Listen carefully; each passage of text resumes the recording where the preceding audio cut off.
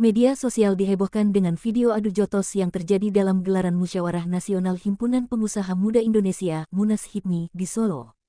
Pertikaian diduga terjadi antar peserta musyawarah. Dalam video yang beredar, peserta Munas HIPMI terlihat saling adu jotos satu sama lain hingga ada yang mencoba melerai. Dalam video yang beredar, tidak hanya bertengkar, para peserta Munas HIPMI juga saling lempar benda di sekitarnya ke peserta lain. Mengutip dari sejumlah sumber, kerusuhan diduga disebabkan oleh perbedaan pendapat terkait mekanisme persidangan. Pada Senin tanggal 21 November tahun 2022, lalu Ketua Organizing Komite OC Munas HIPMI M. Alfi Afandi menyebut, Munas yang digelar di Hotel Alila Solo pada 21 hingga tanggal 23 November tersebut terlaksana berkat dukungan Gibran. Munas Solo ini merupakan tersingkat persiapannya, dengan dukungan Wali Kota Gibran harapannya jadi Munas tersukses, ucap dia.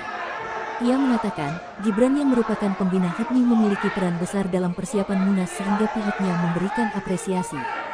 Pembukaan Munas 17 HIPMI 2022 di Solo turut dihadiri pejabat tinggi negara, diantaranya Ketua MPR RI Bambang Susatyo, Ketua DPR RI Puan Maharani, Ketua DPD RI Lanyala Mataliti, Menteri BUMN Erick Thohir, Menteri Koperasi dan UKM Teten Masduki, Menteri Investasi Bahlil Lahadalia, Kapolri Jenderal Listio Sigit Prabowo, Gubernur Jawa Tengah Ganjar Pranowo, dan Wali Kota Surakarta Gibran Rakabuming Raka.